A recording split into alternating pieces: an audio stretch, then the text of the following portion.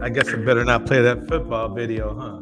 I didn't even notice. I Yeah. was I was sitting here looking for TikTok videos and looking at the chat every few seconds, but I didn't even notice the stream because it's not actually playing. I don't have it actually playing. Right. So Damn, they were just the they were comments, just the comment section. NFL is ruthless. Damn. Yeah, you can't play. They don't play. That's their intellectual property, and they do not play about anybody else using it. Yeah, I thought it would have been cool that it was just, no, I wasn't playing the sound, but they don't even play that. Okay. Oh well, I found out. All right. JP, thanks for coming through on this side. Creative should be back around. Let's see here. What was I looking for? Oh, I was looking for another background. Okay.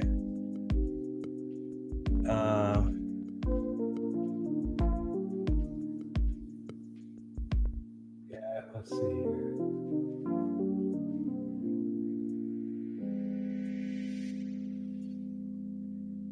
All right, Creative. Great. Good seeing you. Let me put the link down.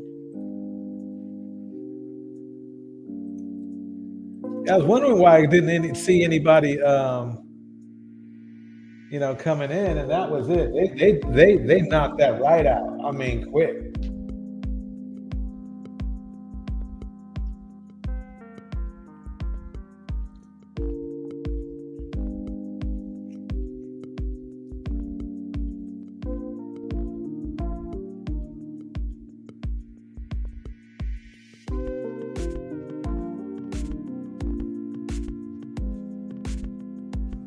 Okay.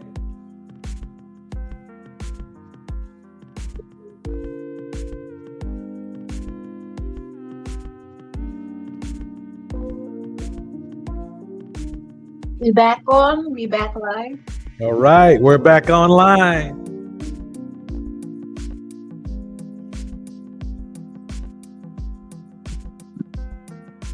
We are back.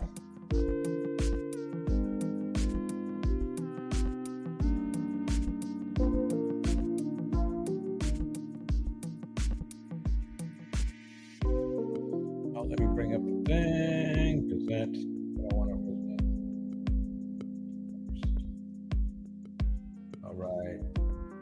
We're going to give people about 5 more minutes just to find us. And then after that, we are off to the races.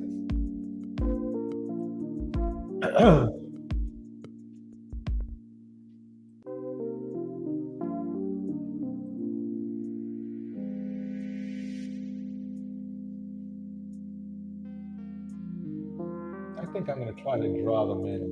Let's see.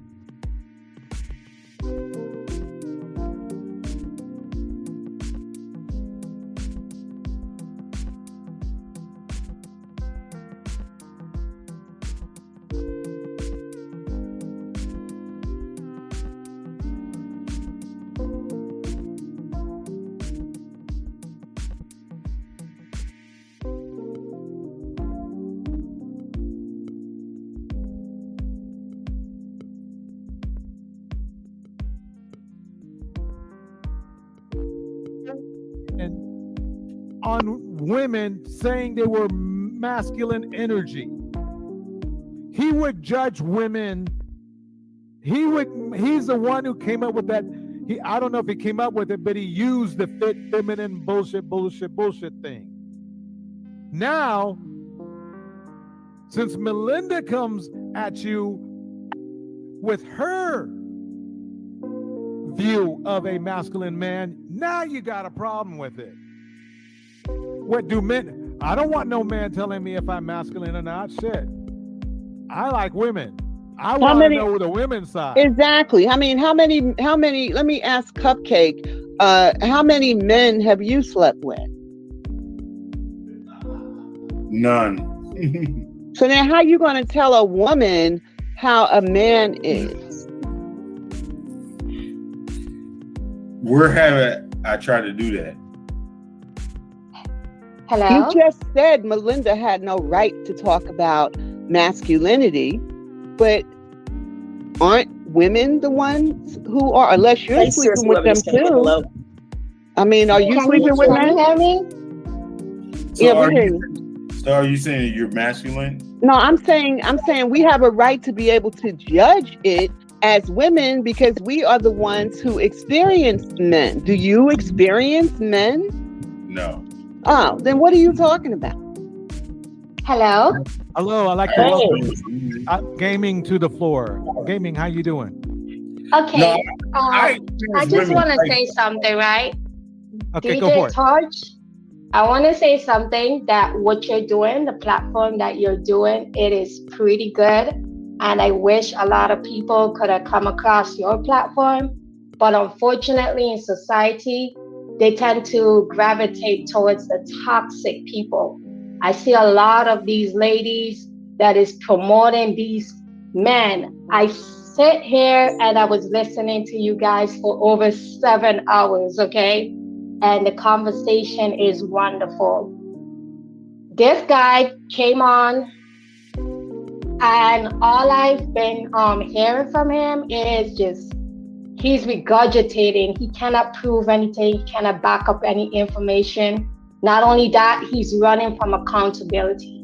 And one thing I can say about a lot of these guys that circulate in the manosphere and the Pascal Bros and all of that is they have a specific characteristics to them.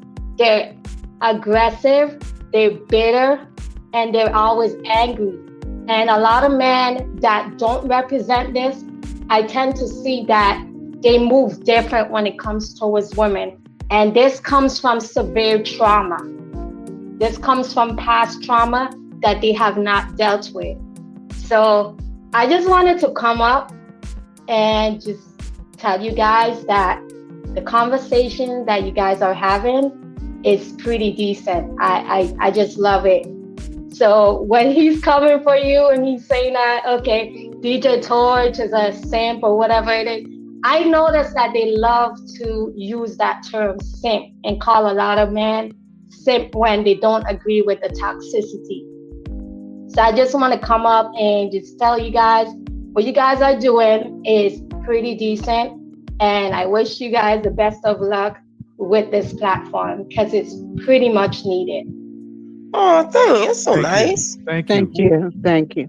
You're always welcome. Was here. she dissing me and complimenting you?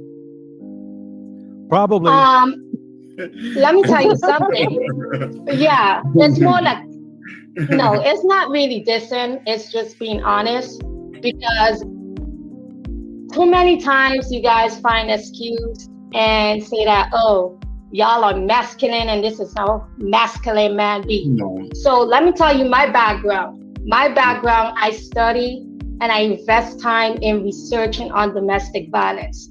And a lot of you guys that sit in the manosphere and believe in this submission and humbleness and all this cooperation and all this nonsense that you guys regurgitate, these are signs of an abuser. Let's make it very clear. A lot of you guys have potential to be an abuser. That's not true though. Statistics do not lie, and I don't only study statistics. I study scriptures as well. So you can come at me. But I have a lot of information. I can pull scriptures. I can go as far as going into cult settings and how these men move. Okay, a lot of you guys take a lot of information that you get from scripture and twist it. You guys go around listening to a lot. DJ Pander, can I ask her one question? Okay. Not DJ Pander. That's funny. I can't. That's funny. Well, DJ Pander is Yeah, doing see how a pretty petty good that job. is? That's not masculine. You see Yeah, what I mean? they name call. You better They name pander call to us, people. DJ. We love you, baby. We love you, baby. You know why he's calling him a Absolutely. simp? Do you know why that's called? They call these guys simps because it's the opposite of a pimp, and they come out of a pimp culture, and their whole modus operandi is to pimp Black women. And then when So they can I don't tell you conform to about that, simps? or when a man doesn't conform to that, then all of a sudden he's a simp because he's not pimping women. He's actually listening to them and trying to advance the ideas that women have in terms of their own liberation struggle. See, this is where that terminology comes from. That was Tariq Nasheed, and he was a pimp that came up with that nonsense. Okay. Okay, so in scripture, right? In biblical scripture, what a simp is a simple-minded person. A simple-minded man that usually goes to another nation, which the Most High forbids. I do not promote divesting, and that's a lot. That's the main reason why the judgment of the Most High is done on the Black community. If you don't read in scripture, you will see that the simple-minded people is one-dimensional. They cannot think other side. It's all about them. It's self-centeredness. And I see a lot of this going on in the manosphere. Let's make it clear. And I don't only study the manosphere, I study cults as well. So, like I said, domestic violence is on a spiritual level as well as a physical level. So I studied on both ends. And I can tell you the behavior in a lot of these guys, it shows signs. It's a spiritual disruption. Something is not right with them.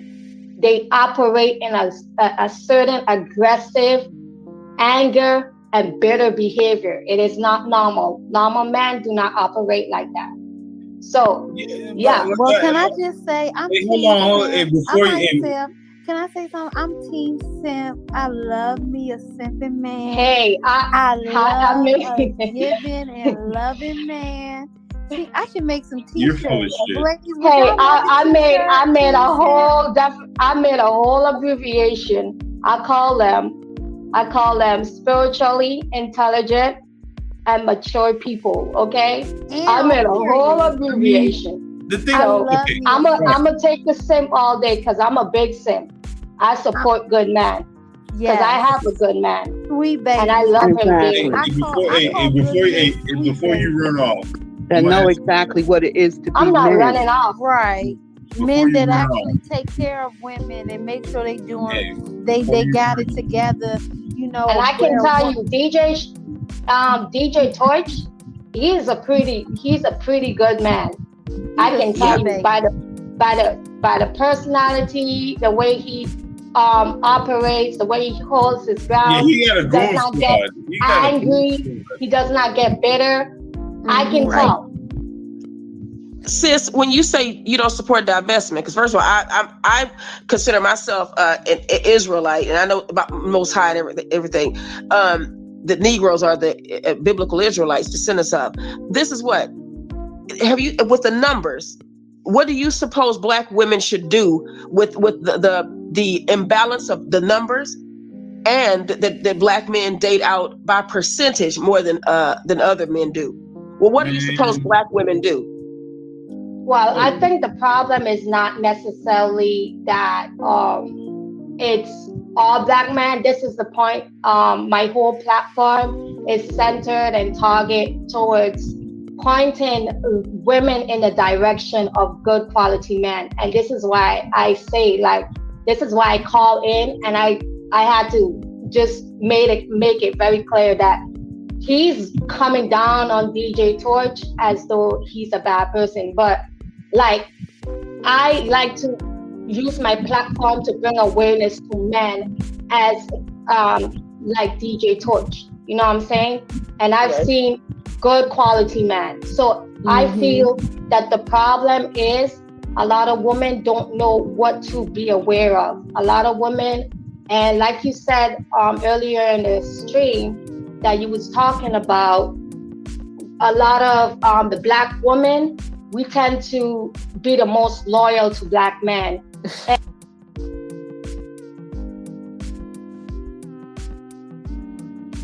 After a toxic relationship, you've got no contact, but you're still restless. Things aren't progressing forward. It's no longer because of the abuse that you're stuck. It's because of the loss of yourself. And the challenge is to regain these lost pieces of yourself so that you can move forward and enjoy the rest of your life toxic free.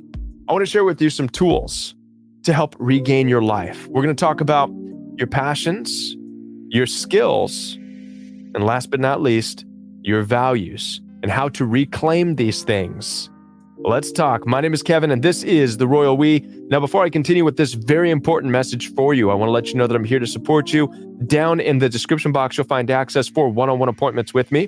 I do take telephone calls as well as video calls through Zoom, FaceTime, and WhatsApp. So if you would like to spend some one-on-one time with me to move yourself forward into 2023, then head on down there and schedule that phone call. I'd love to talk with you. Also, I have a coaching program, and the coaching. All right. How's the panel doing today? Everybody's awake? Hey, All right. Creative, are you there? You sleep. All right. Let's keep this going. Yes, I'm here. I'm here. All right. Creative? What are your thoughts about the last night's entertainment, as we can call it? What did you take away from it? What I took away from it is that I don't think the men know. Like, I don't think the men could walk a mile in women's shoes. Good point. That's one thing I took from it. And also, yeah, it's hard for them to see from the other side of the spectrum. I think they're only thinking about patriarch. What can I control? What can I dominate? You know, it's like selfishness. That is exactly that. You nailed it. It seemed like that seems to be the calling card of the Kevin Samuels theory, is that they just want to regain power over women, and they're not necessarily trying to understand and improve in relationships.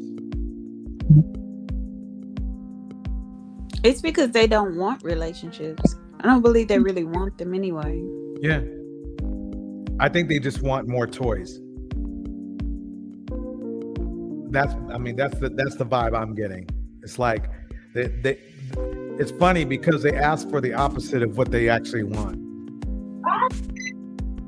Because with that, the submissive and feminine and all that goes along with, they don't realize they need to hold up their end of the bargain by being more responsible and professional and financially stable, and most of those men are not, as we see over and over again. Well, they've been manipulated into believing that they do deserve those things. So it doesn't. They've been manipulated to think that there's nothing wrong with them and their station in life, nor their mentality. Right. They're convinced themselves that everything is every issue and every problem that's presented in the so-called Black community is because of the woman, not the men. Right. Even though they claim to be the leaders. See, that's the weird thing about it. How can you be the leader, but you're blaming other people for the demise of a situation? You want to know something funny? Every time I go back and forth and or I see their comments, they actually never talk about being the leader. They just talk about being the man. They never talk about leadership at all. That's a good point. They talk about control and they talk about being the boss, but not about the responsibilities. Right. Yeah. And then when they do speak on responsibilities, it's very minimal. Exactly. They don't see their role as they don't see how broad that role is, how many nuances there is to the role of being the husband, the protector, the provider. It's more than just money, and they've been trained to believe that it's money and their presence. Exactly. And so as long as they have money, they're entitled to whatever it is that they want. Well, it's clear that Kevin Samuels trained them to think that as all they have to do is show up. Right. And in all actuality, to be fair, they didn't listen to what he was saying when he was telling them what they needed to be, because there were multiple occasions that he talked to the males about what they needed to do, and not being broke and trying to be married, and what they needed to focus on as opposed to focusing on having a marriage and a relationship. But they didn't listen to those things. Those things didn't get any traction. They just wanted to hear how bad Black women were. They didn't want to hear anything about what they were doing in life. Exactly. Let's get the show started. Somebody that looks familiar. I wonder who she is. Let me get it rolling. Hey guys, so I just want to talk about olive oil. And the reason why I chose olive oil, so before I was using coconut oil on my skin, and coconut oil did do the job, but then my skin will still be dry. I guess halfway throughout the day, I have to find some kind of moisturizer. And what I've seen is that the olive oil, once I put this on my skin is hydrated throughout the day for the most part. And not only that, it's not flaky, and it gives my skin looks really good also. So I like olive oil. So to me, olive oil works really good. There's no pungent smell to it. I know when I use cocoa butter, there's a pungent smell, or shea butter. Afterwards, it's like a pungent smell, especially when you're wearing tight clothes. But this olive oil is pretty light. It's good. Your body absorbs it. I like it. Hey, you guys. All right. Creative. Thank you for those tips, because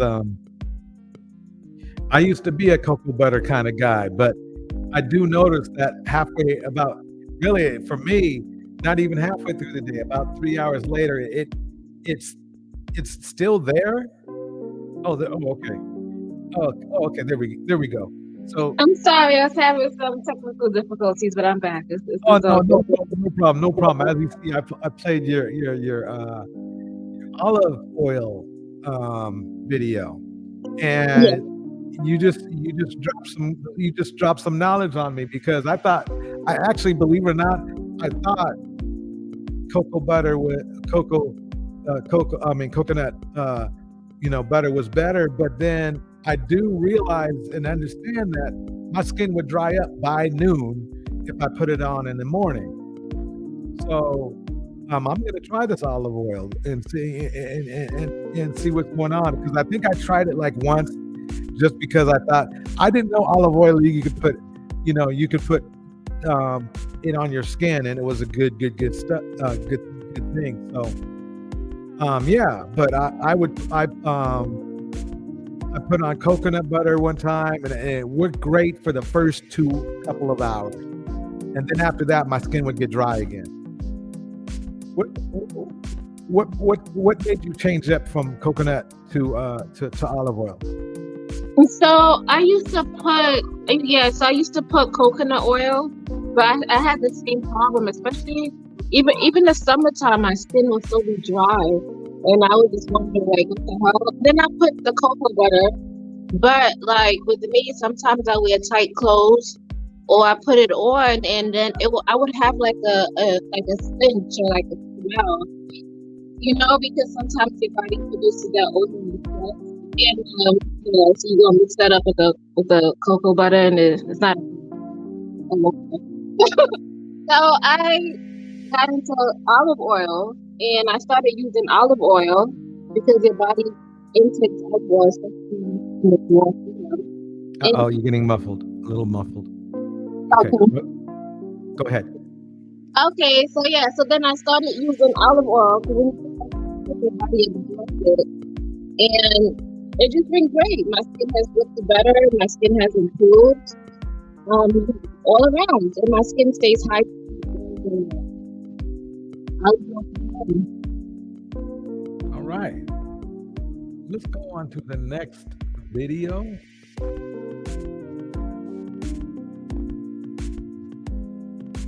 Right. Hey guys, this is Creative Solutions and welcome back to my channel. And today I'm going to talk about the most nutritious canned food that's in your pantry, and it is sardines. And sardines is a powerhouse, and it has about 18 grams of protein in one can. And not only that, it has omega-3 fats, which your body needs, and it's only 140 calories, so you can't go wrong with it.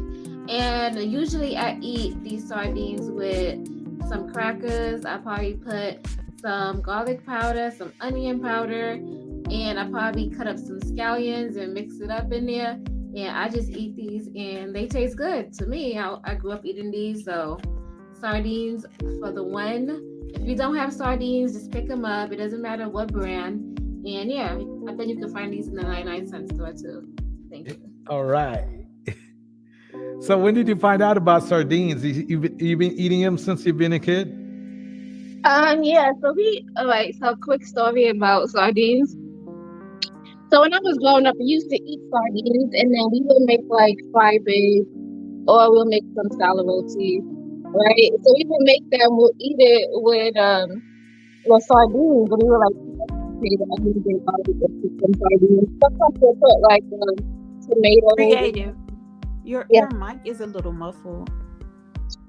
Okay, let me go out and come back in. Okay, we'll play something else, and then when you come back in, we'll leave off where we. Wait, started. do you eat sardines, DJ? No. It's a hard pass for me too. No, I can't. Okay, can you guys hear me? Sure can. Much better. Okay. So I used to grow up eating sardines, and normally we'll eat it in the morning with some fried eggs, and we'll saute the sardines with onion, garlic. We'll put some sweet peppers and some tomatoes. So it was almost like to saltfish. We didn't have saltfish, but we'll eat this in the morning with bacon. And I used to think it was like so bad, but then as I got older, and I started to read the can, and I started to compare it with the traditional American breakfast. Sometimes you have eggs, bacon, and bread, or sometimes you have turkey. I understood that because, You're getting a little muffled again. Am I muffled? Yeah. Okay. Oh wait. No, you're good right now. You're perfect right now. Go ahead. Yeah. Wherever So you're then, standing is good. okay. So then I noticed when I compare the breakfast with like the American breakfast, because I would have both of those. As I got older and I started to read the can and I started to see the ingredients, I noticed that the sardines was way healthier than the American breakfast because I got lots of fat, and the extra weight. So like the pancakes were really heavy, and then so I started to notice that. Okay. Yeah. So okay. So for breakfast, I might have to try 2 cans of sardines.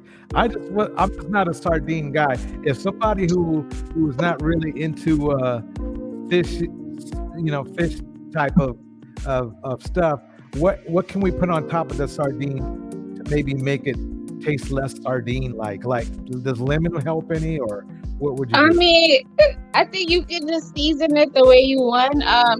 I think the sardines and soybean oil taste the best.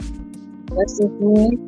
I don't know. I just grew up eating it, so I can eat it straight out the can. Okay.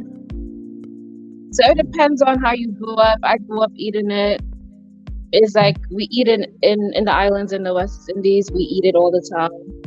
And now I just realize how good it is. Okay. Okay. All right. Let's go to the next video. We're going to continue with this man right here. See what he had to say about emotional healing. Program is live and in person, and we are spending time together each and every day.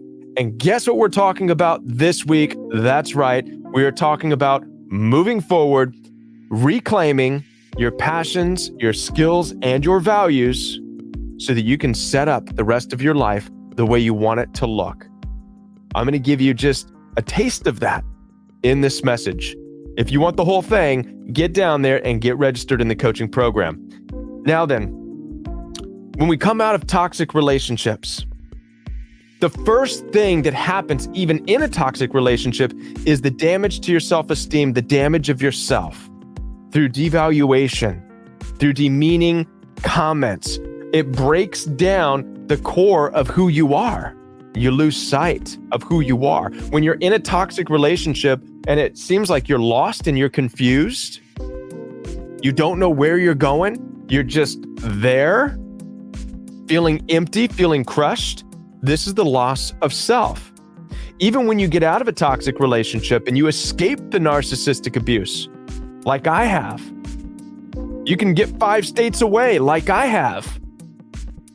Yet still, what follows you is this loss of self, the destroyed parts of you, the parts of you that you forgot about.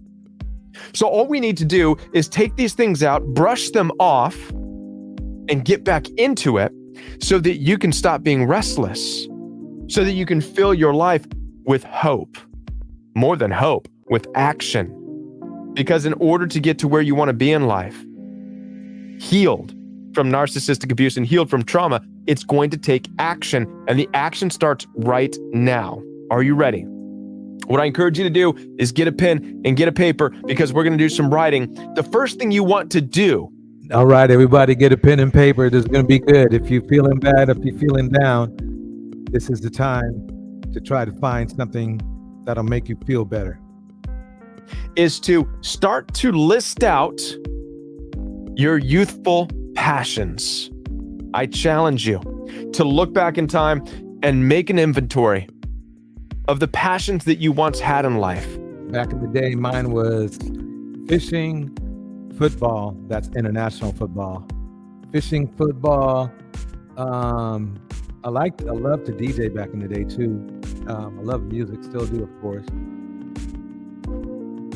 And when I say youthful, I'm talking about anything from when you were a young child, anywhere up to your college years.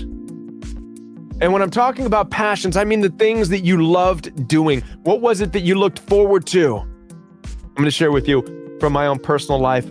When I was in high school or junior high, I lived in the Inland Empire in California with the mountains there. And every year I loved to snowboard. It was the 90s. I was into snowboarding. Group of friends and me, we would go up snowboarding at Mount Baldy, Mountain High, every opportunity. We got really good at it too. It was so much fun. Snowboarding was a big thing for me, and also sports. These are just some examples. And why am I telling you this? Because guess what I was not thinking about when I was younger? Guess what I was not sitting around moping about and complaining about when I was in junior high and high school? Abuse, narcissism. My abusive parents, step-parents, they were there.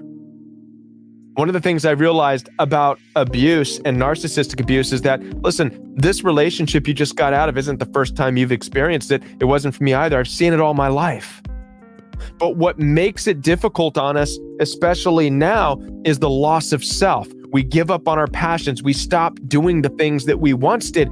Those things which made life so busy when I was in high school and in college.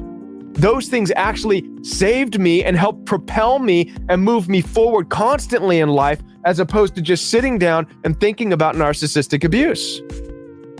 And this is what we have to get back to. And we can't make excuses. You can't say, oh, but I'm too old to do the things I used to do. My knees hurt too bad to ride a bike. My lower back hurt, blah, blah, blah, blah. Listen, that makes a lot of sense. So anyway, Creative, what are your top 3 things you enjoy doing? And then if you feel sad or you're down or you have a moment of depression, how do you get yourself out of it? Okay, top 3 things I like doing. I would say working out or going for a walk. Believe it or not, cleaning. Like actually when I'm cleaning and I finish clean something, I feel like what I did is I accomplished something. So I would say those 2 things. And calling up my friends or my family and just talking. Okay, that sounds cool. So if you were in a abusive relationship and you want to get out of it, what steps would you take? I would have to cut off all contact. That's number 1. Basically, I would tell the person I just need some space. This isn't good for me. I just need a break. I just need to, just focus on myself. And, after like a week, it might be a little bit hard, because you're constantly with that person. So it's hard for you to break that connection. But every day it gets a little bit better. Sounds cool. All right. Here we go. The next one.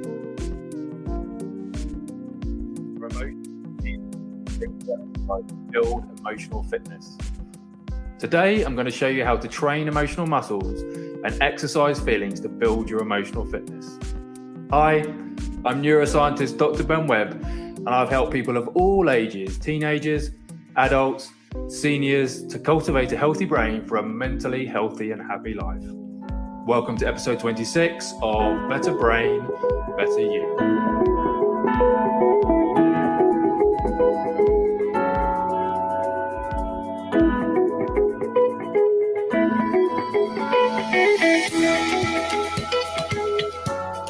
Hi there. Thanks so much for choosing to spend time with me today. I really do appreciate you tuning into the show. And if you're watching on YouTube, please do subscribe to our channel and hit the notification bell so you don't miss our weekly videos. So today, I want to discuss a pivotal but underappreciated aspect of mental health, emotional fitness. What do I mean by emotional fitness? Well, it's the idea that our emotions and feelings need regular exercise and training just as much as our bodies do to stay healthy and fit. Emotional fitness is vital for our sense of well-being. Increasing emotional fitness is also important for physical health and mental resilience.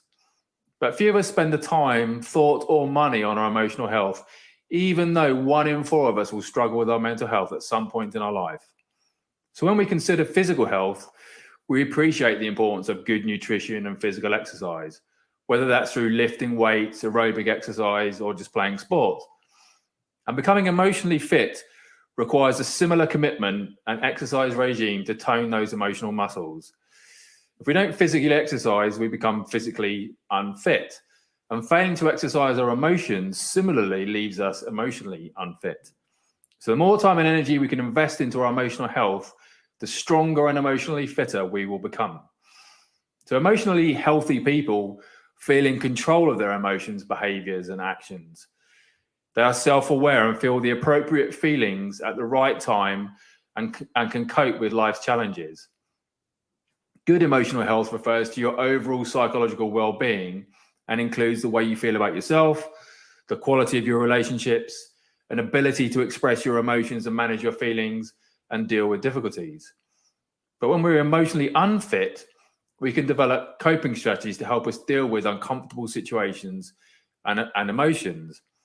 We might avoid, distort, ignore, or suppress these feelings, or even project them onto someone else. And at some point, these strategies stop working. We don't know what to do. Our feeling seems to be controlling us and making us feel out of control. And when difficult situations arise in our lives, we don't have the psychological resources to cope, and we often need emotional support. So how can you improve your emotional fitness? Well, much of what I want to share with you has been inspired and informed by the work of psychotherapist James Hawes, who is a leading authority on emotional fitness. We're actually working with James at Ology to build an emotional gym that you'll be able to visit soon to regularly exercise your emotional muscles and build emotional fitness. Are you guys following okay? What do you think so far? I'm listening. I think we should play more of it because he hasn't told us yet what to do. That's true. Let's keep it rolling. More about that in the coming months. But in the meantime, I can highly recommend James's book, The Secret Lives of Men, which has 50 practical tips for building emotional fitness. So a good place to start with your emotional fitness is to listen and attend to your body. Our emotions are part of the body and our nervous system. So check in and ask yourself, what am I actually feeling right now? What are my different senses telling me? Do I have areas of tightness, discomfort, pain, warmth? Does this feel good? Or am I uncomfortable with this feeling? Try to stay present with the emotion and pay close attention to what's going on inside your body. Don't treat your body as separate to your brain. They work together as your nervous system. So I hope this is making sense. And if it does, and you're watching on YouTube, write emotional fitness in the comments below. Okay, so now try and identify that feeling and name it. You might need to expand your emotional vocabulary to do this. Try and stay with the feeling and write down different words you have felt during the day to expand your bank of emotional words. Then put a name to the feeling. When we can name a feeling, it helps us to get rid of the feeling. And labeling the feeling causes the brain to release hormones. If we identify our feeling as pleasurable, we will release additional pleasure hormones like dopamine. And if the feeling is upsetting or difficult, try to label it as well. And once we label a difficult emotion, we send a signal to our brain that decreases the release of stress hormones. So try and accept the feeling rather than acting on it. We often find it hard to accept our feelings. We try and ignore and avoid them. And the reason we have difficulty holding on to our feelings is that we're often taught to ignore or suppress our feelings when we're children. To increase our emotional fitness, we need to learn how to hold on to our feelings, stay with them, however uncomfortable they might be. Feelings need to be felt, and once the right feeling has been felt and acknowledged, it can then be dispersed in a more controlled and regulated manner. But you need to practice this. You need to practice releasing the right emotion at the right time for it to fully disperse. So practice staying with the emotion as it arises inside you. Don't be quick to shift the feeling, respect it, and listen to it. You can choose how you release your emotion. You can react or you can respond. And you can also be curious about your feelings themselves. Even if you don't know the cause of your feelings, keep asking yourself the questions. Why am I feeling this way? What is that person feeling now? What are my motivations for feeling this particular way? What are the motivations of the other person? All behaviors come from somewhere, but it's often the motivation rather than the behavior itself that can be best to focus on. So try and manage your defensive reactions as well. We all have defensive reactions to things and nobody wants to get hurt. But we tend to put up defenses when we're feeling vulnerable. And there can be a cost of putting up these barriers. The greatest cost of defensiveness is that we stop learning when we are defensive and those feelings that we're experiencing. So to learn and grow, it really helps if you can be honest with yourself and listen to others even when it hurts. You should also try and have empathy for yourself. Listen to yourself and be kind to yourself. So when we're empathic, we try to understand and feel what it's like to be someone else. But empathy for yourself means getting inside your head and having self-compassion for yourself by tuning into your feelings and being kind to yourself. Practice listening to the internal dialogue going on inside your head and say kind words to yourself.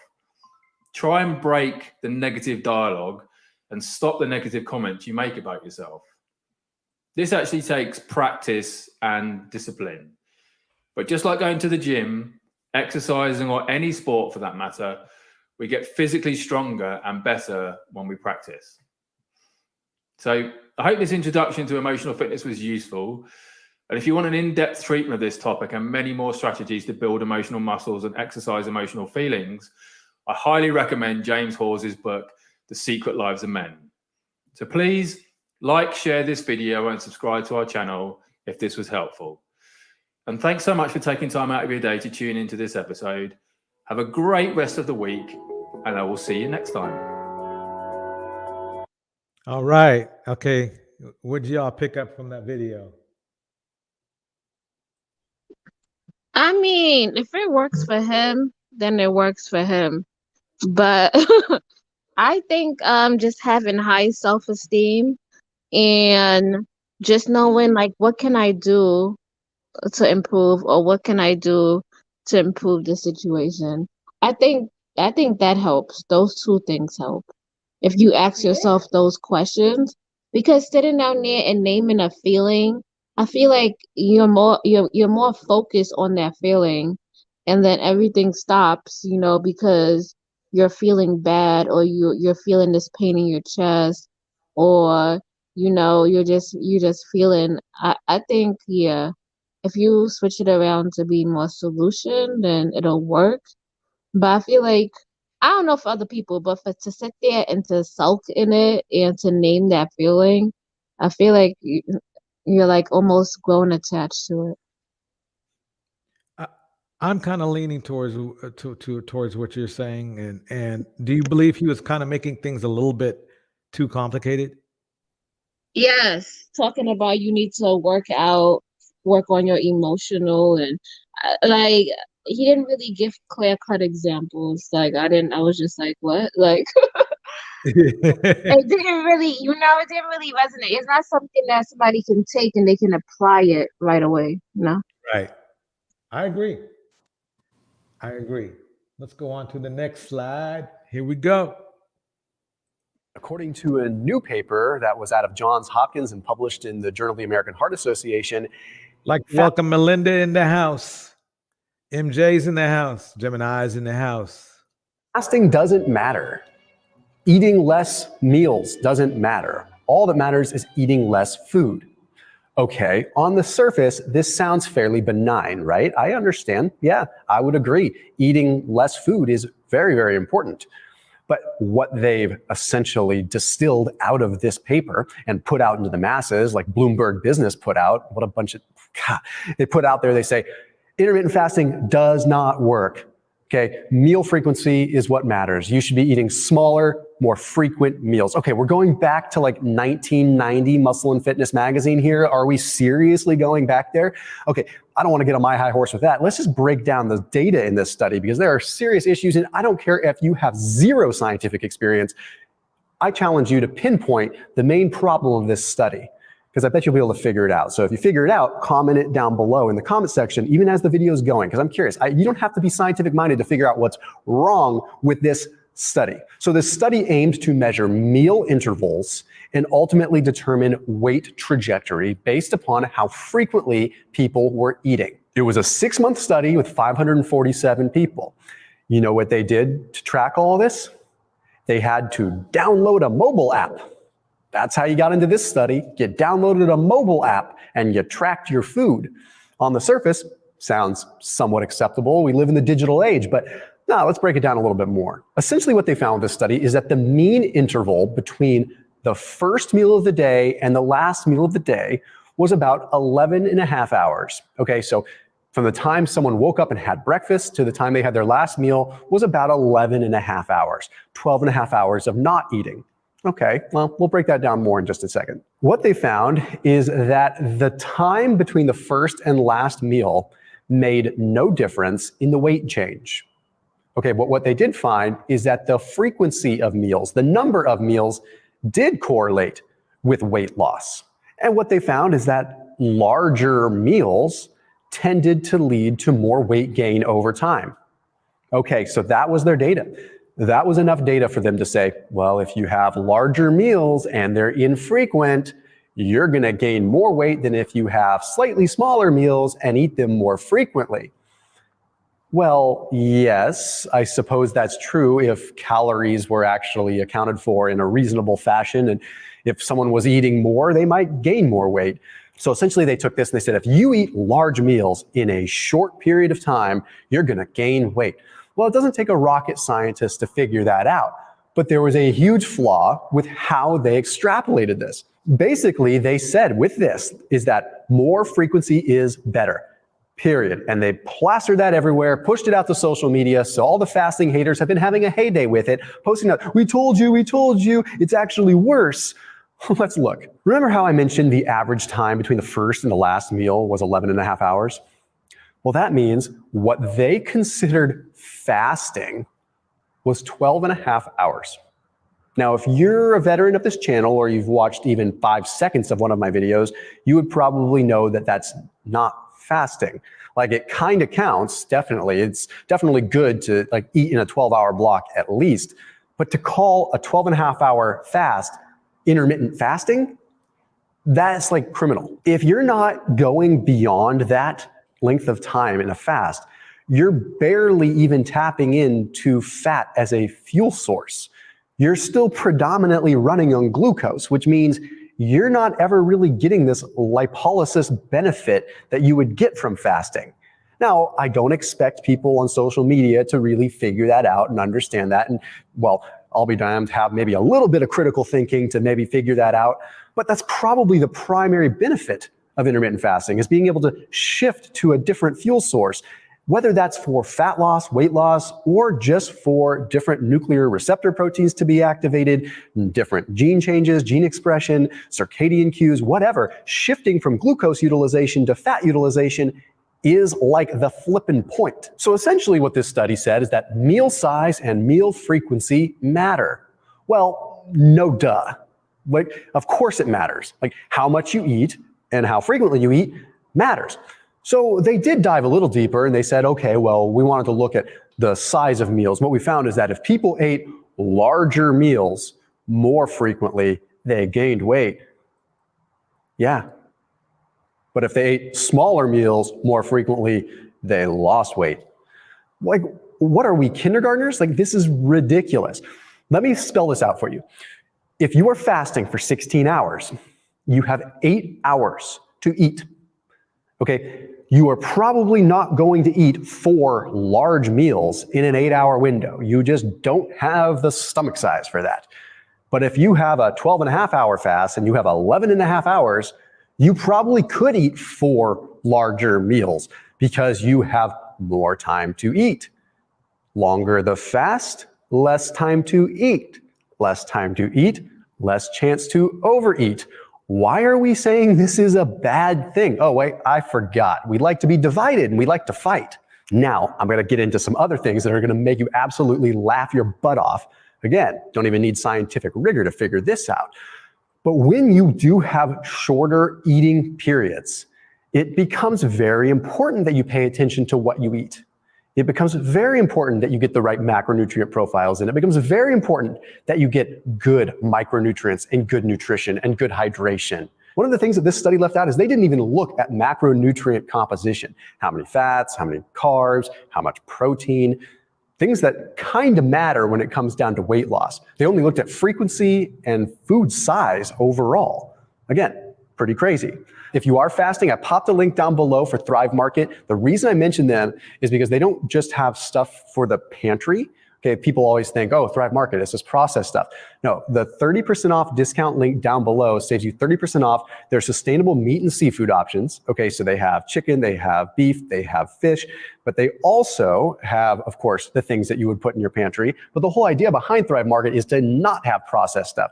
So I highly recommend, if you're fasting, that you check them out. And the reason I mention that is because that link down below for 30% off your first order, you can check out my fasting bundles. So you can check out the kinds of foods I recommend you have during your eating period to try to get adequate micronutrient and macronutrient composition. So anyway, that link down, hope you're ready to laugh. And if you're a cool person that stuck with me through the sponsorship portion of this video, now you get to chuckle. You want to know how they measured the food? So in this cool app, that was the requirement for the study, they had a drop-down menu. And this drop-down menu allowed them to select small meal, 500 calories or less, medium-sized meal, 500 to 1,000 calories, or select large meal, over 1,000 calories. So we put the fate of fasting into 3 tiers in a drop-down menu on a mobile app. And let's also add the fact that how many people do you know in your life, friends, family, extended friends and family, that actually Creative, what are your thoughts on this? What he's explaining here, and I know we probably Okay. So first and foremost, in the beginning, I think you were talking about somebody else about the whole fasting and intermediate and what people consider as that. But at the middle of the video, he kind of cleared it up, and basically it said it's what you eat and it's how frequently you eat it. So he kind of cleared that up. And as far as intermittent fasting, I think it works great. You know, you only eat 8 hours a day, and the rest of the hours you're supposed to be fasting. True. Yeah. It works for me because I was never an all-day eater, even when I was, bodybuilding. It was difficult for me, actually. So I find that when I eat heavy in the morning, it's hard for me to get the energy to continuously go throughout the day. So I kind of agree you should eat lighter meals throughout your day, especially when you're working, so your body has that energy to keep it going. And then at night, I think that should be your heaviest meal, or a heavier meal. Because the last thing you want to do is eat all this food and it's lunchtime and you still got to go back to work. You know what I mean? yeah, you get sleepy. Yep.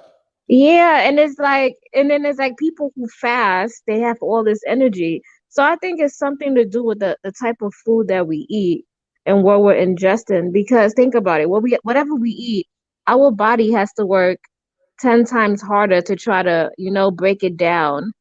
And then when the body breaks it down, then we have to use that energy as our fuel source throughout the day. So yeah, I think smaller meals and more frequent meals are better. Or 2 small meals in the morning, or you can fast and have 1 meal at the end. Whatever works for you. That sounds cool. So when you work out, how long before or after your workout do you eat? So let's say if I have to work out in the morning, I mean, I could work out in the morning. I could probably do a run, or I can't really overexert myself because I will pass out. But I could probably run 2 miles and maybe do a little bit of exercise with drinking water so I don't pass out. So I guess in the morning I'll eat a meal, and then I'll wait till 11, 12, eat another meal, and then at night I'll eat a bigger meal. There you go. Sounds like a plan to me. Shoot. Yep. So let's see what else we have here.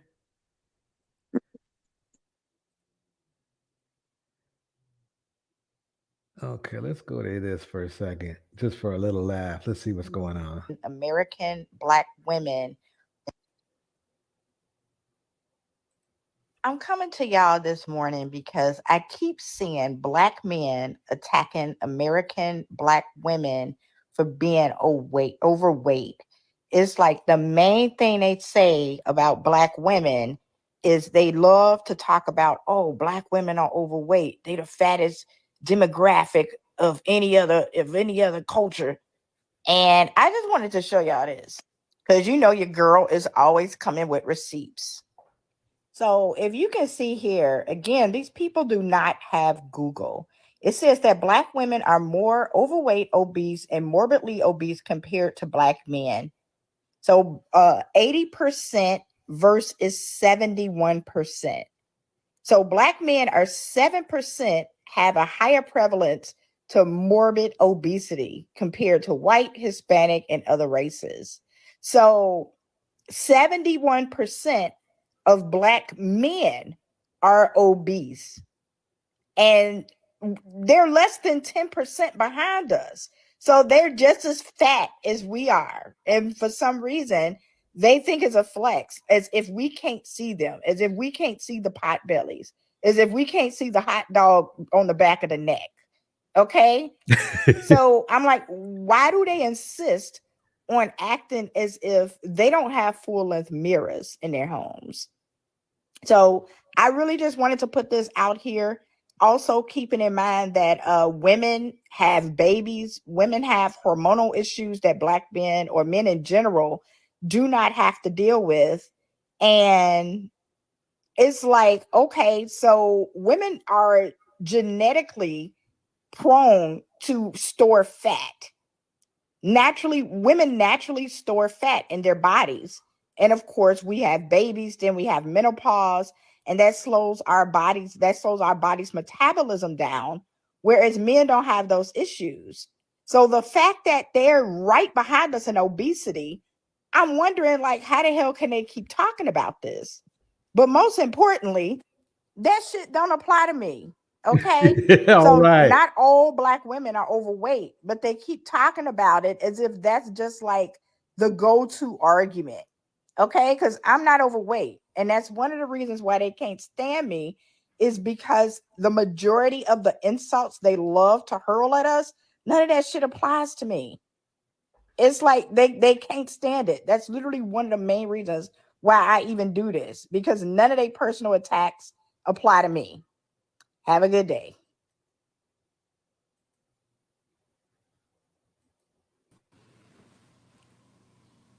She said the hot dog rolling on the back of the neck. Yeah, no, that was funny. So, Creative, what do you think about what she said? Nah, she's 100% right. You know how many dudes I see that are overweight? They trying to lose weight. They struggling running. They be younger than me. They be looking mad old, and I just be like, "What the hell?" And then they look at me and they be like, "How the hell did you run that? You're older than me." And I'm like, "I don't know." they be looking like this. Yeah. I like cash in my head to my ass. Do the dash, can you make it go fast? Fuck the fame, all I want is some bands. If she keep on mugging, I'ma still her man. He watching my behavior because Look, Yeah. he even got more titties than me. I know. Damn. Wait, then he has the audacity to be trying to sag at the same time. But Yeah. and those are the ones. Those are the men who are saying, you know, women are obese, women are obese, but they be looking like that. Straight up. Yeah, I think they just looking for some talking points to throw at us and say this and say that. I'm like, why does it matter if that's not the woman that you want? Like, Yeah, that's true. That's very true. I mean, it's and they're not helping themselves by doing that. They're just kind of like, they're not focusing on themselves. They're just focusing on what they want, actually, which is funny. We got one more.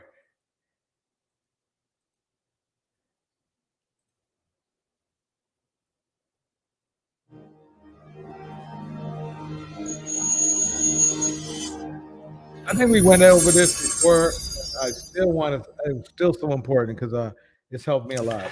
Hello, everyone. Dr. Mandela here with you. Yes, we are live streaming, but I have some great information to share with you today because I'm sure many of you are very curious about this beautiful bottle called apple cider vinegar.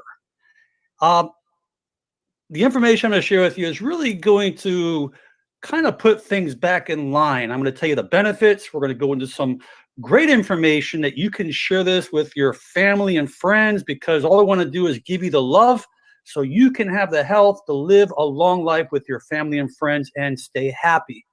But let's first look at this beautiful bottle here. It looks so pretty, I don't even want to open it.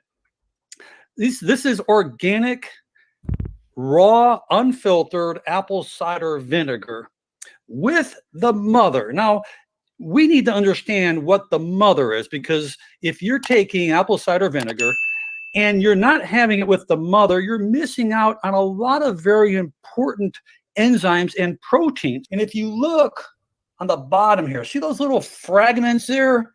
A lot of people don't realize all that little strands that's going on. Maybe there's a better, see that? I'm sure all you can see that now. Well, all those strands are called the mother. And when this is fermented, obviously this is acetic acid, when it's fermented, those sugars are fermented into this particular vinegar.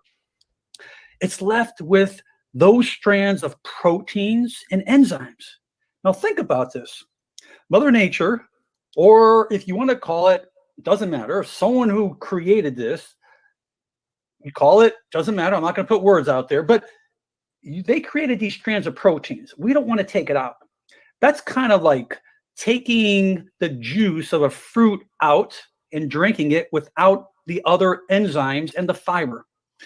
We always want to keep it in a whole state. So first of all, if you are drinking apple cider vinegar, you have to have it with the mother, and it should be organic and it should be raw. We got that straightened out. Now, the next thing is that when we drink this apple cider vinegar, we do not want to drink it from the bottle or a straw unless it's diluted. I'm going to say that first, and I'll come back to that later. But there are some different things that you need to understand that you don't want to do that can actually make conditions worse, because there are people out there that are going to say, I drink apple cider vinegar and I get burning in my stomach, or it doesn't agree with me, I get nausea.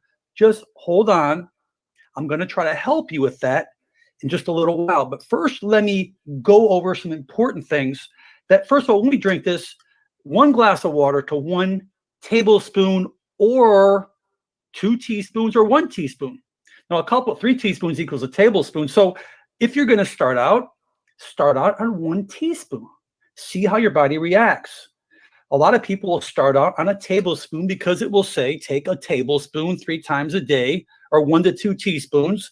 So start out on a teaspoon. You'll thank me, because sometimes, think about this.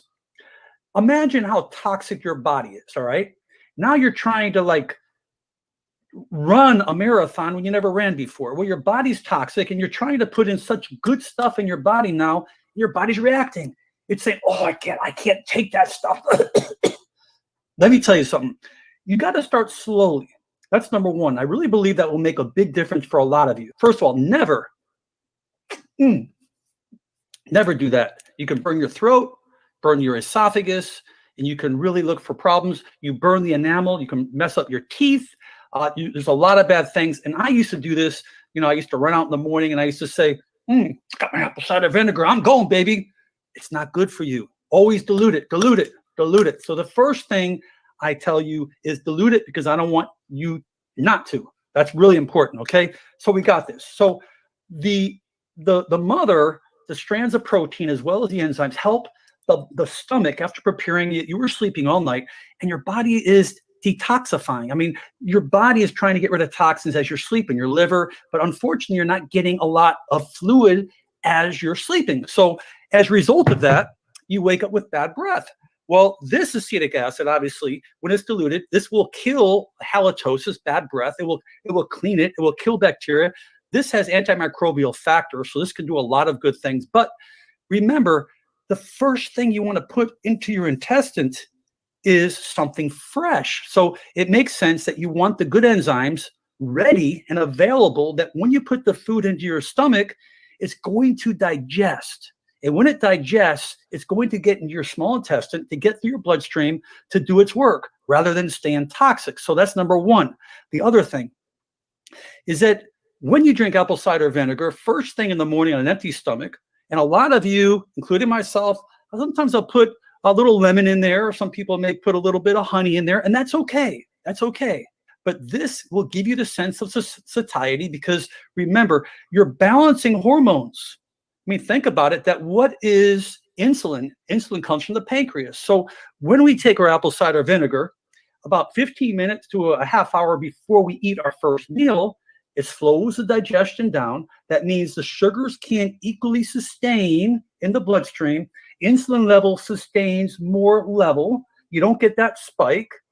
You're going to help insulin resistance. It's going to make you more insulin sensitive. That means that the glucose is trying to get into your cells for energy. But when you're eating carbs, it allows the carbs to work levelly at a level to where it's never going to spike. And it helps your digestion, it helps your pancreas, and it helps sustain normal insulin levels. Remember, everything is based on that insulin. Insulin seems to do all these diets that we hear about, the keto diet, the Mediterranean diet, all these diets is based upon sugar. And we know that people who eat poorly are going to be more insulin resistant. And if you have a gut around here, okay, by the way, focus on the good today, right? But if your gut is here, and you see that gut growing, it's from too much sugar. It's not from too much fat. I promise you it's from too much sugar. So what happens is when glucose comes into our body, it can only go a couple areas. One, it can be burned off. Two, it gets stored as glycogen either in the muscles or in the liver. Or three, it gets stored as fat. That's it. So if you're putting on fat, you're probably eating too much sugar. And that's why apple cider vinegar is so important. So you might want to take a teaspoon or 2 teaspoons and work your way up to a tablespoon diluted even before each meal. And you're going to say, wow, my digestion's better. I don't feel hungry. I'm not craving sugar. This is just a great tip that I think that a lot of people can be doing to help you lose weight. But remember, when you are satiated, you are not going to crave. So a couple things, let me just go over with you. It's shown to lower high blood pressure, but it's not designed to get off your blood pressure medication. But I will tell you that it's known to lower your sugar levels. So if you are taking medication for sugar, like metformin, or you're taking insulin, monitor it. If you're having like gastric problems or maybe like an ulcer, you may want to dilute it more. This is proven to help acid reflux. Now, let me explain something. Most acid refluxes, and you can look this up, this is all studied, most acid reflux has to do with too much or too little acid in the stomach. Okay, when I talk about like that heartburn. What happens as we get older, we secrete less acid, and therefore we start taking antacids that gives us less acid, and now we cannot assimilate the proteins. We have lots of gas, and we're not absorbing calcium, because in order to absorb calcium in the bone, your stomach must be an acidic environment. So by increasing this acetic acid, which is, I believe, 2 to 3 on a pH level, 1 is the most acidic, but this will help most digestions. So if you're having acid and the problem gets worse, then the first thing I would tell you to do is dilute it. And if it doesn't help you there, then don't take it. But you're not going to find a lot of people in that situation. You just won't find it. I want you to understand a few things of some possible contraindications. Number one, I talked about ulcers. If you're having significant pain, listen to your body. We realize that this delays the stomach emptying. So when it delays stomach emptying, it means that you're going to feel full. You'll be more satiated. You're not going to eat as much, and you're actually going to lose weight. But if you have gastroparesis, and people do not know what gastroparesis, this is a problem, a neurological problem that affects the stomach. The motility and the movement of the stomach doesn't move as much as it should.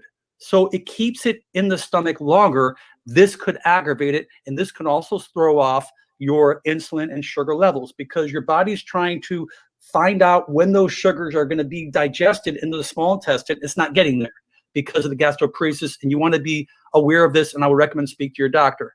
If you're having any type of significant digestive effects, that if you feel nausea, which not going to be a lot of people, then that's another reason why you want to continue this. Now, people talk about, what about low potassium levels, bone loss? All right. One of my favorites, Apple cider vinegar. Well, I won't say it's my favorite, but I take it. What feeling do you get from what do you take creative? What do you take apple cider vinegar for you? So I take it for exactly what he just said to strengthen the acids in your stomach. Okay. And it does have good bacteria, and also it helps to improve your digestion. That's 3. But then I take that and I take kombucha. And I always think about like apple cider vinegar is a level 10 of kombucha, and kombucha being like a level 2. So yeah, so that's my thoughts on it. But you guys seen the video of me taking it, so I'm thinking like, did y'all play this because of me? I caught that for a second. I said, wait a minute. That's right. She was no, I actually just I just saw this and I said, hey, let's go over this a little bit more. But I guess this is kind of like, oops, okay. But at least we know, because I used to take it straight myself. Yeah, but it was straight. I used to just take a swig and start running. So now I know that I got to dilute it as well. yeah. But this was good. This was a really, really, really good video. I need to play it for all the people who I be seeing that's like in their 50s and their 60s, because they are diabetic already. They're diabetic in their 50s. They're diabetic in their 60s. And they're like, their ACL levels on like 8 or 9. Dang. So they need to be doing something. When they said they tried to eat healthy, I'll be like, trying is not healthy. Right. Trying's one thing, But I like the way he broke it down, and he said the sugar's gonna do 3 things, right? Like either you burn it's gonna add on to fat, or it's gonna, what he said, stay in your stomach and accumulate. So yeah, this was a good video. It's an eye opener. So thank you. Yeah, this I got a lot from it. I hadn't seen it. I just said, let me throw this up. Newbie said it last week, and because he said it last week about the Brags being diluted, I bought a different brand. I specifically searched out a different brand that wasn't diluted. Yeah, especially if it's the same price. I mean, the inconveniencing, I know it's more inconvenient to have to dilute it, but I'd rather have to dilute it and get more for my money than to dilute it, to get a diluted one. And I use it. I'm sorry, go ahead. Oh, I use apple cider vinegar. I not only add it to my water, and I do what he said. I add lemon, cinnamon, and I use cinnamon sticks, and I add local honey. But I also wash my fruits with it, and I also wash my meats with it, and I also wash my vegetables with it. Yeah, me too. I just washed my my meat with it. But yeah, I guess I could wash my vegetables too with it. Yeah. And I do a rinse. I use it in my hair. I use it as a rinse. It's a fine rinse. It's good for dandruff and if you have psoriasis. It closes the cuticles and lifts them, and it adds a shine to your hair. I didn't know that. Okay. I'm gonna have to put some on my beard. Okay, we're learning something, folks. We're learning. I'm learning. Shoot.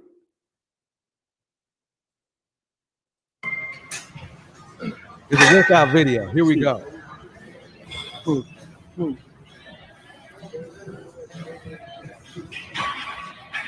the heck?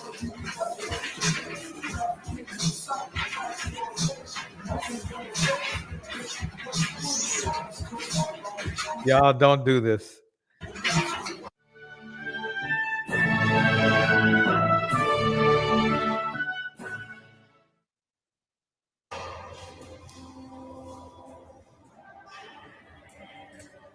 That doesn't look too bad, but still. It's still dangerous because the ball, he's on the ball. I know. What the heck?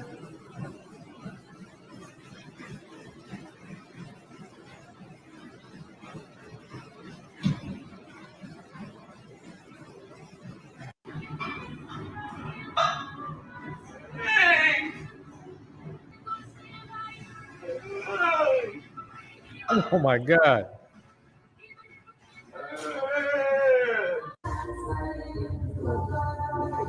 What the heck?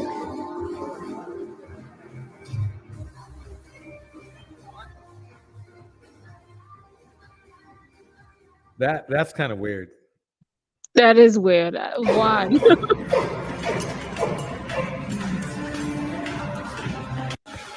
What the hell?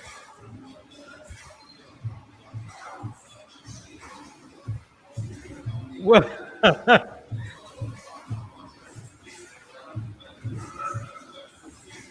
What is that supposed to do? Well, it works the shoulders for sure. I can tell you that, but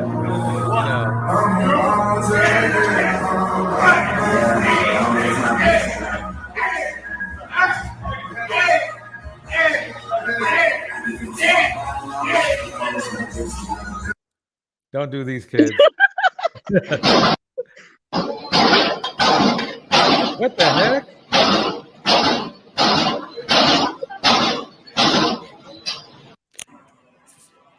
Here we go. Here we go. Come on.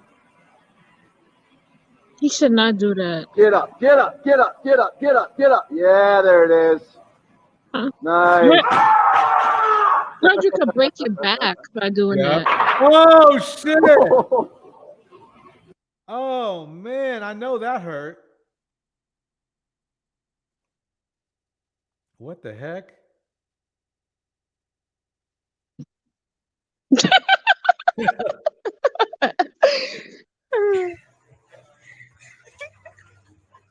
Wait a minute.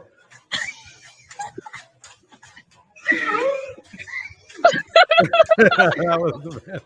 Has he ever created a roll machine? What is it? Oh man. If I see y'all doing any of this stuff, if I see y'all do any of this.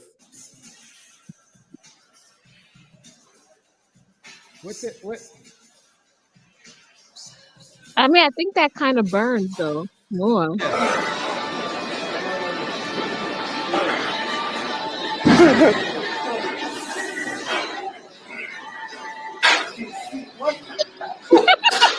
What? Sorry. People gonna die. I swear they do. If I see any of y'all doing this.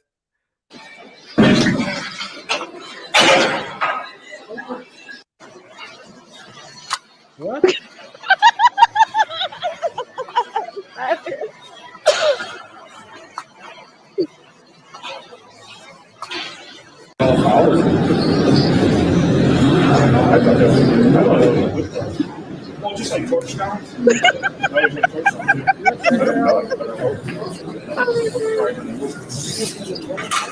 I mean, that one right there, the one that just went by, this one. This well, it's dangerous, number one, but number two, you're cheating because your chest is already halfway up the range of motion. So he's only bringing it down to like, a couple, maybe about 6 inches at the most. And he's doing it too.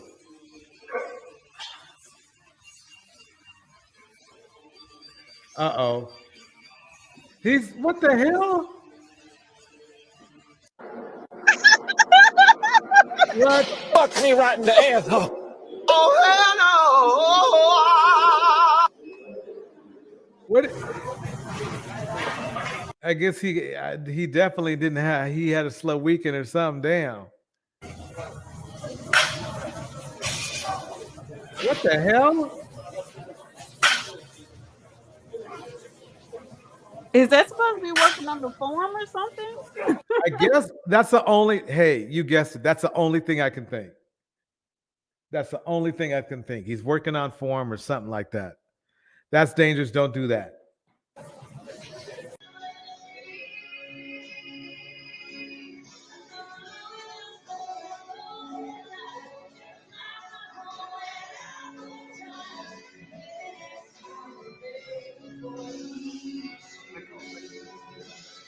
Oh shit. At least he's alive. Yeah. Yeah. Oh.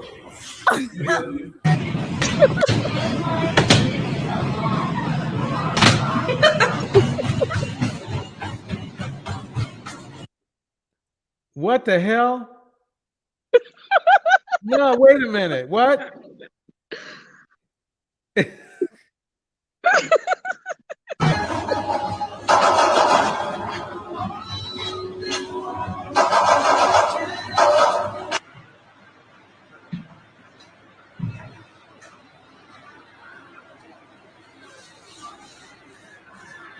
You gotta be kidding me.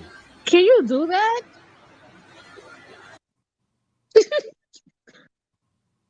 What He's the, eating he's eating on cigarettes? cigarettes? Okay, he's just trying to be a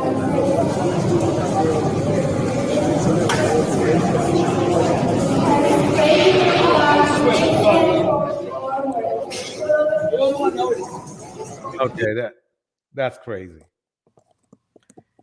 Okay, these are the JD tips of the day, and then we're gonna call it a day. Number one, if you are just starting out working out and you don't have any weights and you're gonna be working out at home, do squats every other day. Do squats every other day. I'm making it super simple. Squats, they work 2/3 of your body and they burn a lot of calories. You want to start off easy, just do 2 sets of 15 or whatever what is called failure. Failure is when you can't do any more of them. But you don't have to go to failure. Go to like the rep before it, like, okay, well, I think I can do one more. Well, then you can stop.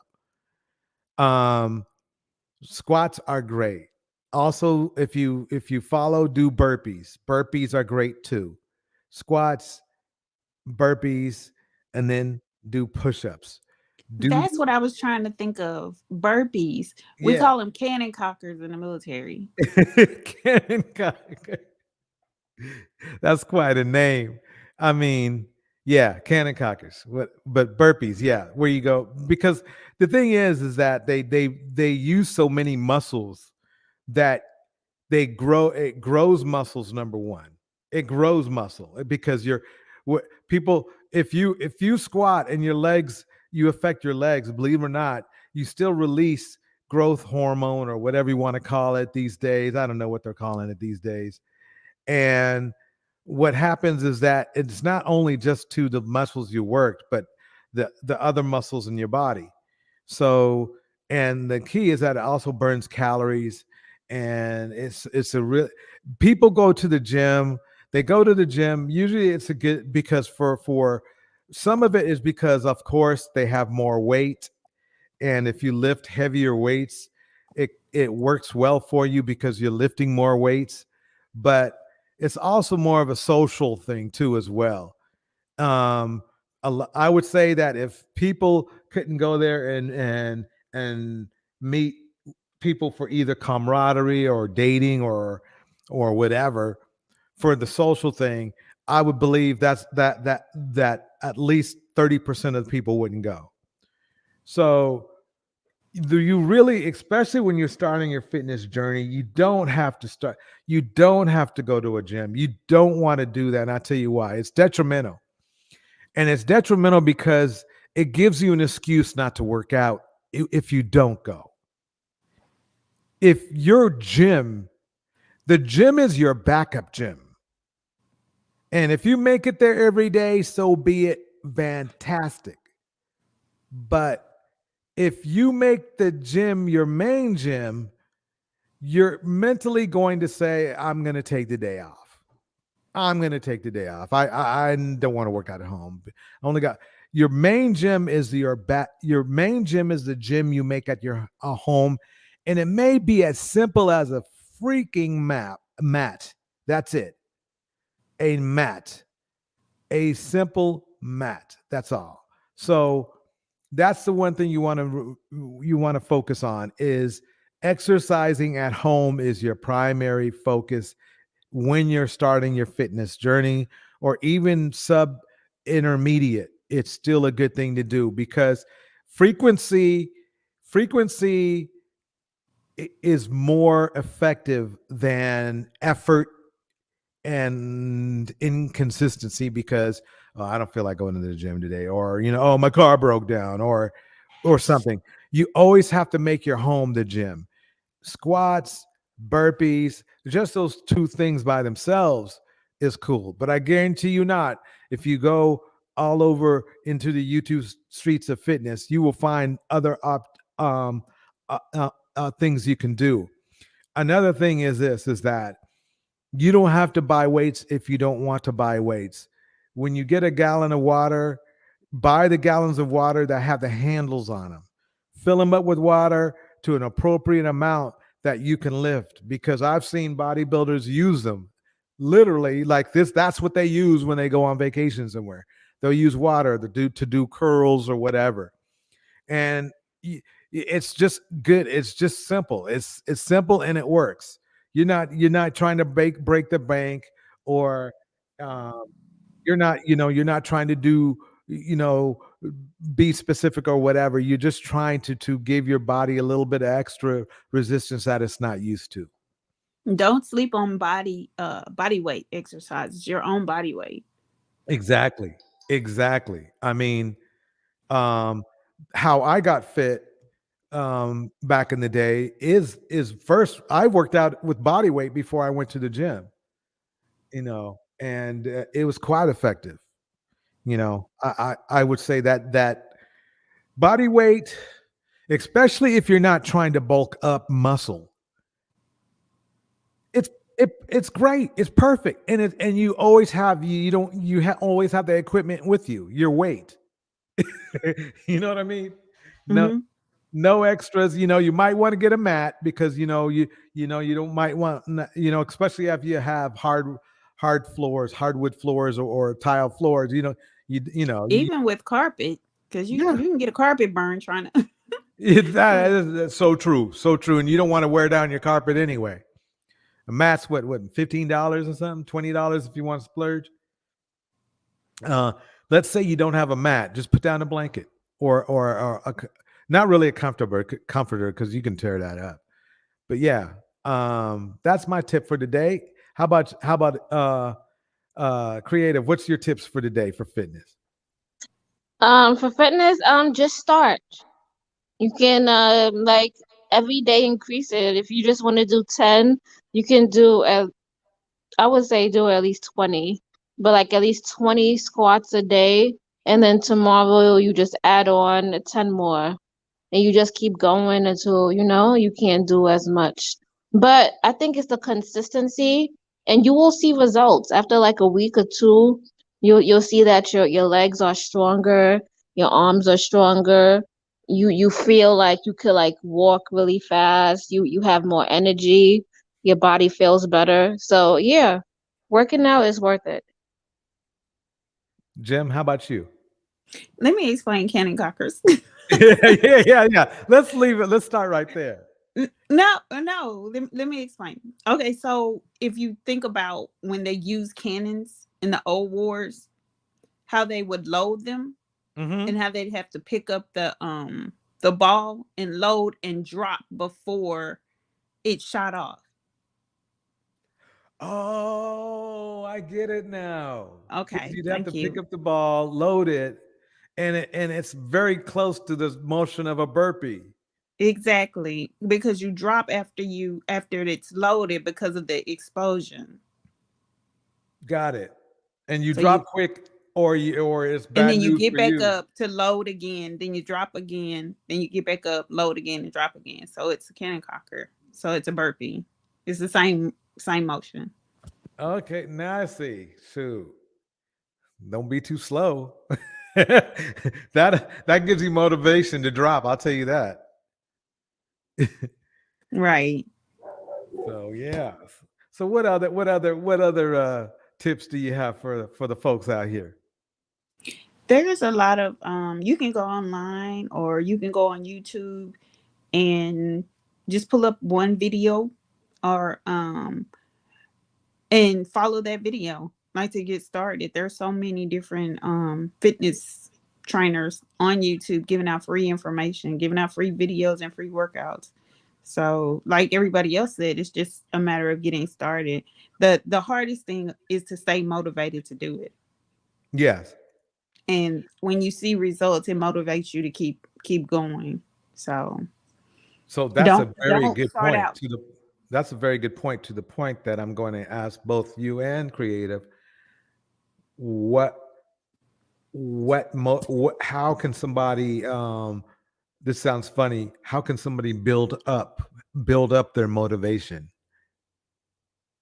so they can by build not a body? being overly ambitious. Don't be overly ambitious, and be realistic about your fitness goals. Be realistic about where you are, and start slow, but build on what you're starting on so that you can increase.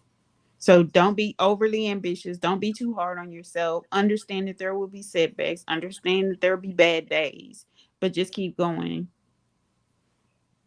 I would say having an accountability partner.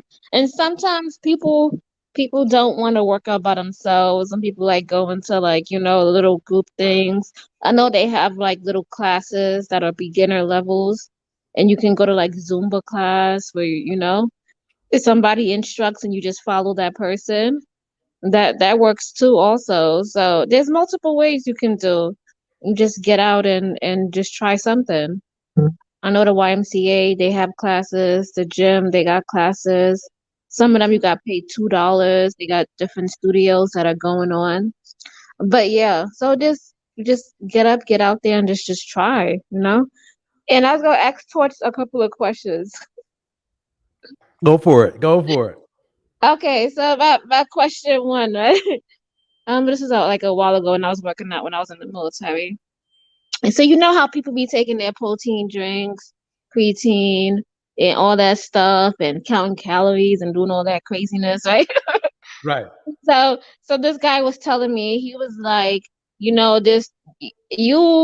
said that as an average person, if they continuously do the same workouts and they just build up without taking all that stuff, he said that their body naturally will enhance and make those things for their body to keep going.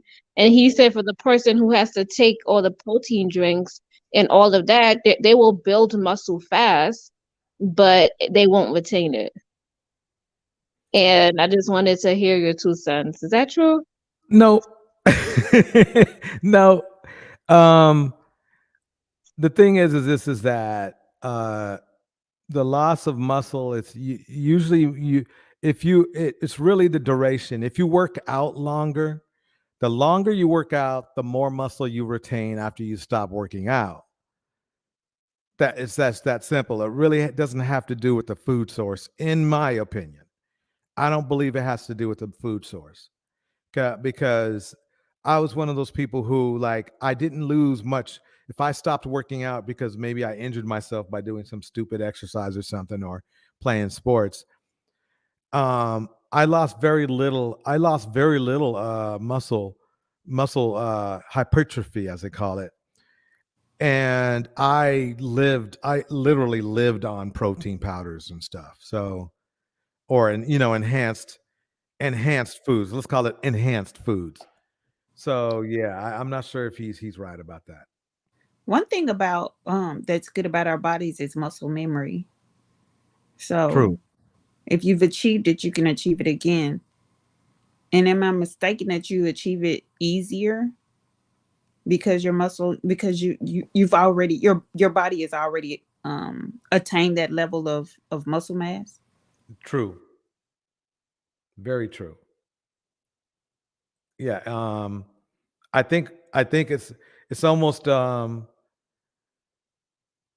it is that way, because like if I stop working out, let's say for a year, it'll only take me 2 months to be back to the way I was after I stopped working out, at least most of the time. But yeah, I agree with that.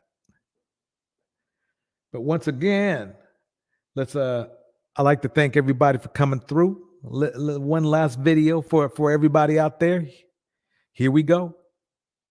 Brothers and sisters, the time has come for us to be treated with the respect we deserve. We are a strong and diverse group of people with members like woman with crab-like body, incredibly obese black person, man with brains outside of head, and Liza Minnelli. Excuse me, I'm not incredibly obese black man. I'm incredibly black obese man. All right, my bad. Brothers and sisters, the time is... All right, everybody. You have a good day. Have a good Sunday. Get that workout in. I'd like to kick a shout out to my special thanks to my special guest, Creative Solutions, Gemini, running the room. Everybody, thanks again. I'm going to put this up as soon as I can so everyone who missed the show can see it. Thank you so much and have a good day.